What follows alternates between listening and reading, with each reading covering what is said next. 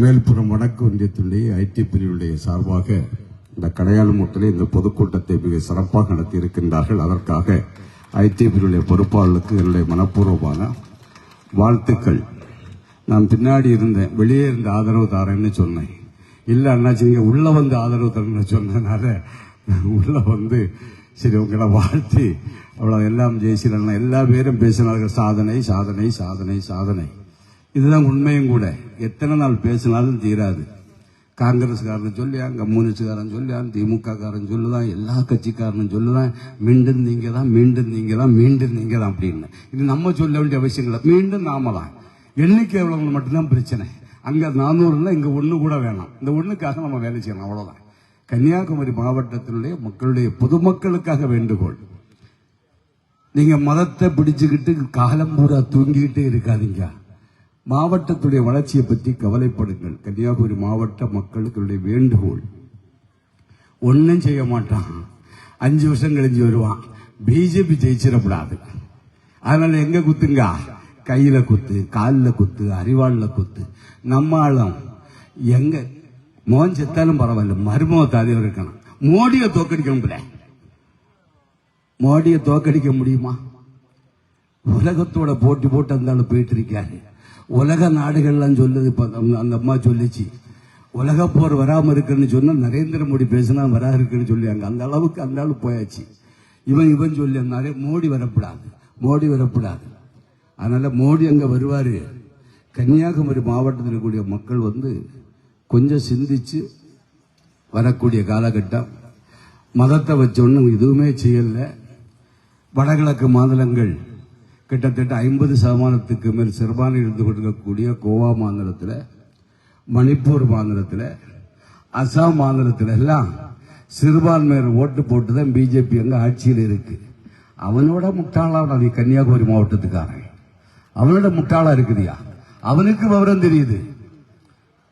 நாடு வளருது, நம்ம வளர்தான். ஒரு மனிதன் அன்பு சோலை ஒன்றே மட்டும் சொல்லுகின்றேன், பாரத தேசத்தில் இருந்து கொண்டிருக்கக்கூடிய மக்கள் இன்னும் நீங்கள் 100 ஆண்டு காலங்கள் தவம் இருந்தாலும் கூட நரேந்திர மோடி என்று சொல்லக்கூடிய ஒரு தலைவனை நீங்கள் பார்க்க முடியாது. அன்றொரு நரேந்திரன் விவேகானந்தன், இன்றைக்கு ஒரு நரேந்திரன், இந்த நரேந்திர மோடி அவர்கள் தன்னை பற்றி கவலைப்படாமல் இந்த நாட்டில் இருந்து கொண்டிருக்கக்கூடிய அத்தனை மக்களும் முன்னேற வேண்டும். சாதாரணப்பட்ட ஏழை என்று ஒருவன் நாட்டில் இருக்கக்கூடாது. ஒரு ஏழையினுடைய வாழ்க்கையை முன்னேற்றுவதற்காக மட்டும் 12 திட்டங்களை கொடுத்தவன் நரேந்திர மோடி. அது இலவச அரிசியாக இருந்தாலும் சரிதான், இலவச வீடு, இலவச காப்பீடு, இலவச கழிப்பறை, இலவச தடுப்பூசி, இப்படி இலவச கேஸ். ஏனென்று சொன்னால் இந்த நாட்டில் ஏழை என்று ஒருவன் இருந்துவிடக் கூடாது. ஒவ்வொரு மக்களை எந்த திட்டத்திலும் அங்க பிஜேபி காரனு கூடன்னு சொல்லல, இந்துவுக்கு கூடன்னு சொல்லல. எவன் அவன் எந்த மதத்தை சார்ந்தவனாக இருந்தாலும், எந்த அரசியல் கட்சியை சார்ந்தவனாக இருந்தாலும், ஏழையாக இருந்தால் அவனுக்கு அத்தனை திட்டங்களும் போய் சேர வேண்டும் என்று சொல்லி ஒரு மனிதன் என்று உழைத்துக் கொண்டிருக்கின்றான். நாட்டில் இருந்து அத்தனை மக்களும் முன்னேற வேண்டும் என்று சொல்லி ஒவ்வொரு குடும்பத்தை பற்றி கவலைப்படக்கூடிய ஒரு தலைவன் இருந்து கொண்டிருக்கின்றான். இதையெல்லாம் தாண்டி உலகத்தோடு போட்டி போட்டுக் கொண்டிருக்கின்றான். சந்திரன் இன்றைக்கு ஒரு காலத்தில் ராணுவ தளவாடங்கள் இங்க இறக்குமதி என்று சொல்லக்கூடிய நிலைகளை மாற்றி இன்று நமது நாட்டில் தயாரிக்கப்பட்ட ராணுவ தளவாடங்கள் இன்று உலக சந்தையில் இன்று வியாபாரத்துக்கு வந்திருக்கிறது என்று சொன்னால் மேக் இன் இந்தியா, சுயசார்பு இந்தியா. எல்லா பொருட்களும் நமது நாட்டிலே தயாரிக்கப்படுகின்றது.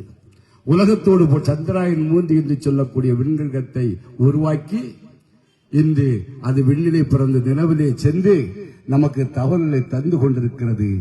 இன்று வளர்ந்த ஜப்பான் சொல்லுகிறது, சந்திராயன் 4 பாரத தேசம் முடிகின்ற போது எங்களையும் அழையுங்கள் என்று சொல்லி வளர்ந்த நாடுகள் நம்முடன் கையேந்தக்கூடிய நிலைக்கு இன்று பாரத தேசத்தை நாம் உயர்த்தி வைத்திருக்கிறோம் என்று சொன்னார்.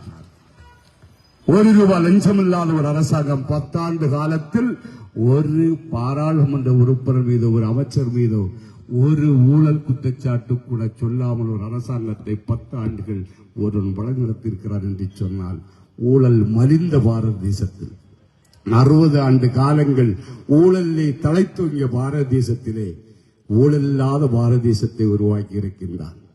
எல்லாம் இன்று உள்ளங்கையிலே டிஜிட்டல் இந்தியா. ஒரு செல் இருந்தா எல்லாம் உன் கையில, பணமும் வேண்டாம், பத்திரமும் வேண்டாம், ஒண்ணும் வேண்டாம் என்று எல்லாம் இன்று உள்ளங்கையிலே இருந்து கொண்டிருக்கிற நாட்டுடைய வளர்ச்சி எங்கு சென்று கொண்டிருக்கிறது சகோதரர்? எப்படி ஒரு மாற்றம் உலகத்தோடு போட்டி போட்டு இன்று இந்த நாடு வளர்ந்து கொண்டிருக்கிறது. லஞ்சம் கிடையாது. என்கிட்ட நிறைய பேர் கேட்டாங்க, உங்க பையன் என்ன படிச்சிருக்க? Mechanic engineering. இப்ப நீங்க கவர்மெண்ட் இருக்குல்ல, ஏதாவது ஒரு அரசாங்க வேலை வாங்கப்படாதுன்னு. வாய்ப்பே கிடையாது. தர்மராஜுக்கு பிள்ளைக்கு இல்ல, நரேந்திர மோடிக்கு பிள்ளைக்கும் கிடையாது. உனக்கு திறமை இருக்கும் என்று சொன்னால், நீ தேர்வு எழுதி வெற்றி பெற முடியும் என்று சொன்னால், அது தர்மராஜுக்கு மகனாக அதை பிறக்க வேண்டிய அவசியம் கிடையாது. சாதாரண ஒரு விவசாயிக்கு மகனாக இருந்தாலும் பாரத தேசத்திலே எந்த உயர்ந்த நிலையிலும் எந்த அரசாங்க வேலைக்கும் உனக்கு செல்ல முடியும் என்று சொல்லக்கூடிய சூழ்நிலை உருவாக்கி தந்திருக்கிறேன். அதனால்தான் இன்னைக்கு நீங்க பாத்தீங்கன்னு சொன்னா, சாதாரண குடும்பத்திலே பிறந்த இளைஞர்கள், பெண் குழந்தைகள் எல்லாம் இன்று மிகப்பெரிய வேலைகளை பார்க்கலாம் என்று சொன்னால், உனக்கு திறமைக்கேற்ற வேலையை தருகின்றார்கள். எல்லாமே தேர்வு, பின்வாசல்கள் எல்லாம் போடாக இப்படி எல்லா நிலைகளிலும் உயர்ந்த பாரத தேசம் என்று உயர்ந்து கொண்டிருக்கிறது. ஆகவே எல்லா கட்சிக்காரனும் சொல்ல நீங்க தான் மீண்டும் அப்படின்னு சொல்லக்கூடிய வேளையில கன்னியாகுமரி மாவட்டத்தில் இருக்கக்கூடிய மக்கள் புரிந்து கொள்ள வேண்டிய என்னவென்று சொன்னால், வடகிழக்கில் இருக்கக்கூடிய மக்களுக்கெல்லாம் விவரம் இருக்கு. நாடு வளர்கிறது, நாமும் வளர வேண்டும் என்று சொல்லக்கூடிய சிந்தனையிலே வாக்களிக்கின்றார்கள். வட மாநிலங்களிலே வாக்களிக்கின்றார்கள். தமிழகத்திலும் கூட எனக்கு என்ன சந்தோஷம் தெரியுமா? நரேந்திர மோடி வந்த உடனே அந்த மனுஷன் நாடை மட்டும் வளர்த்தல, எதிரும் அத்தனை பேரும் ஒண்ணு சேர்த்தாரு. நிதிஷ்குமார், லல்லு பிரசாத் எதிரும் இருந்தான், ஒன்னு சேர்த்துட்டார். நரேந்திர மோடி எதிர்க்குன்னு ஒன்னா சேர்ந்தான். முலாயம் சிங், மாயாதேவி, அந்த பங்கு பேர் மாயாவதி, ஒன்னு சேர்த்தாரு. மகாராஷ்டிராவில் உத்தம் தாக்கரே, காங்கிரஸ் ஒன்னு சேர்த்தாரு. நான் இதுக்கு முன்னாலே மேடையில் பேசியிருக்கேன். கூடிய சீக்கிரம் தமிழகத்தில் திராவிட முன்னேற்ற கழகம், அண்ணா திராவிட முன்னேற்றமும் ஒன்று சேரும் பாரதிய ஜனதா கட்சி எதிர்ப்பதற்காக வளர்ந்திருக்கின்றோம். 26 என்பது நமக்கு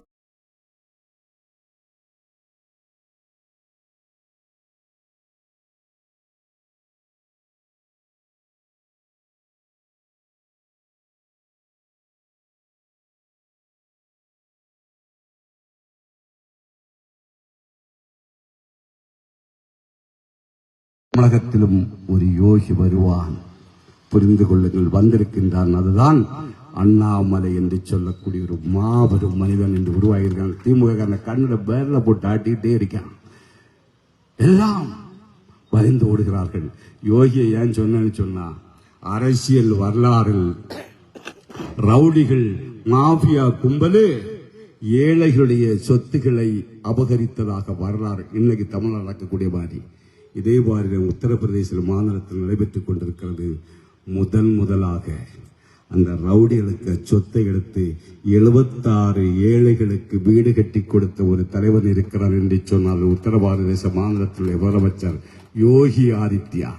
அதே மாதிரி இன்னைக்கு அண்ணாமலை வந்திருக்காரு. இவனுக்கு எல்லாருக்கும் இன்னைக்கு எல்லா சொத்துக்கள் எல்லாம் பாறையெல்லாம் அடிச்சு கொண்டு போறான். அப்பா கேரளாவுக்கு 100 கணக்கில் வண்டி போகுது. தினசரி ஆக்சிடென்ட் முந்தாளைக்கு ஒரு போலீஸ்கார் போலீஸ் எழுதியா வச்சிருக்கு. இந்த போலீஸாரன்னு சொன்னா கேட்க மாட்டாங்க. இது வெள்ளம் தாரான்னு விடாத பிடிச்சி ஜெயிலில் போடுறேன்னு சொன்னா போலீஸ் என்ன பண்ணானே, நாங்க ஜெயிலில் போட வைக்க மேல இருக்கக்கூடிய சொன்னா கேட்கல. மேல எவன் இருக்கானா? முதலமைச்சர் சொல்லுதா, மந்திரி சொல்லுதா, எதுக்கு மேலதிகாரி சொல்ல என்ன செய்யுதுக்கு? அவன் போலீஸை ஏற்றி இறக்கிட்டு போயிட்டே இருக்கிறான். அதனால இதெல்லாம் கூடிய சீக்கிரம் இந்த கடத்தெல்லாம் நிப்பாட்டம். நம்ம கனிமங்கள் எல்லாம் நீங்க வெறும் இதை மட்டும் நினைக்காதீங்க. இங்க வேர்க்கிழமையில மட்டும் இல்ல, தமிழ்நாட்டுடைய கனிமம் ஒட்டு மொத்தம் கேரளத்துக்கு அவன் அங்க இருக்கக்கூடிய விவரம் உண்டு. கேரளாக்காரங்க ஒண்ணுமே தொடவிடல. தெளிவா இருக்கு. எல்லாத்துக்கும் முற்றுப்புள்ளி வைக்க வேண்டும் என்று சொன்னால் தமிழகத்தில் ஆட்சி மாற்றம் வர வேண்டும். 2024 பாராளுமன்ற தேர்தலிலே மீண்டும் நரேந்திர மோடி 3வது முறையாக பாரத பிரதமராக பதவியேற்கின்ற போது கன்னியாகுமரி மாவட்டத்திலிருந்து ஒரு பாராளுமன்ற உறுப்பினரை வெற்றி பெற வைத்து 2014 தேர்தல் முடிந்து வாக்குகள் எண்ணிக்கை பெற்று மறுநாள் பத்திரிகைகளை செய்திகளை படிக்கின்ற போது கன்னியாகுமரி முதல் காஷ்மீர் வரை பாரதிய ஜனதா கட்சி அமோக வெற்றி என்று சொல்லக்கூடிய செய்திகள் எல்லாம் பத்திரிகையிலே வந்தது. அதற்காகத்தான் நரேந்திர மோடி அவர்கள் கிட்டத்தட்ட 40,000 கோடி ரூபாய்க்கு திட்டங்களை கன்னியாகுமரி மாவட்டத்திற்கு தந்தார்கள். மீண்டும் அதே செய்தி 2024 வர வேண்டும். அதற்காக நாம் அத்தனை பேரும் பாரதிய ஜனதா கட்சியுடைய சகோதரர்கள் உழைக்க வேண்டும். இந்த மாவட்டத்தில் இருந்து கொண்டிருக்கக்கூடிய மக்கள் ஜாதி மதம் அரசியலை எல்லாம் மறந்து மாவட்டம் நன்றாக இருக்க வேண்டும் என்று சொல்லக்கூடிய உயரிய சிந்தனையோடு நரேந்திர மோடி அத்தனை திட்டங்களும் அத்தனை பேருக்குமான திட்டம் என்பதை நீங்கள் புரிந்து கொண்டு எந்த ஜாதிக்கோ எந்த மதத்திற்காக எந்த திட்டமும் கொண்டு வரவில்லை. எல்லா திட்டங்களும் எல்லாருக்குமான திட்டம். அது பாரதிய ஜனதா கட்சிக்கும் கிடைக்கும், கம்யூனிஸ்ட் கட்சியை சார்ந்தவனும் கிடைக்கும், காங்கிரஸ் கட்சியை சார்ந்தவனும் கிடைக்கும், இந்துவுக்கும் கிடைக்கும், கிறிஸ்தவனும் கிடைக்கும், இஸ்லாமியனுக்கும் கிடைக்கும், சீக்கியனுக்கும் புத்தனுக்கும் பௌத்தனுக்கும் அத்தனை பேருக்கும் எல்லா சாதாரணப்பட்ட மக்களுக்கும் கிடைக்கக்கூடிய வகையில் அத்தனை திட்டங்களை கொண்டு வந்திருக்கின்றார்கள். ஆகவே இந்த நாட்டுடைய வளர்ச்சியை மனதில் வைத்துக் கொண்டு இந்த எல்லா மாவட்டங்களும் வளர்கின்ற போது, எல்லா பகுதியிலும் வளர்கின்ற போது கன்னியாகுமரி மாவட்டம் வளர வேண்டும் என்று சொல்லக்கூடிய உயரிய சிந்தனையோடு நீங்கள் எல்லாம் ஒரு வட்டத்தை விட்டு வெளியே வந்து எப்படியெல்லாம் கோவா, அசாம் போன்ற மாநிலங்களிலே மக்கள் நாட்டுடைய வளர்ச்சிக்காக வாக்களிக்கின்றார்களோ அதே போன்று மாவட்டத்துடைய வளர்ச்சிக்காக வாக்களிப்பதற்காக நாம் அத்தனை பேரும் ஒருங்கிணைய வேண்டும் என்று சொல்லக்கூடிய வேண்டுகோளை வைத்து மிக சிறப்பாக இந்த கூட்டத்தை ஏற்பாடு செய்த ஐடிபியுடைய பொறுப்பாளர்களுக்கும் இந்த கூட்டத்தில் கலந்து கொண்டு சிறப்பித்த அத்தனை நல்லுள்ளங்களுக்கும் கன்னியாகுமரி மாவட்ட பாரதிய ஜனதா கட்சி சார்பாக மனப்பூர்வமான நன்றிகளையும் வாழ்த்துக்களையும் விடைபெறுகின்றேன். நன்றி, வணக்கம். வந்தே மாதரம். பாரத் மாதா கி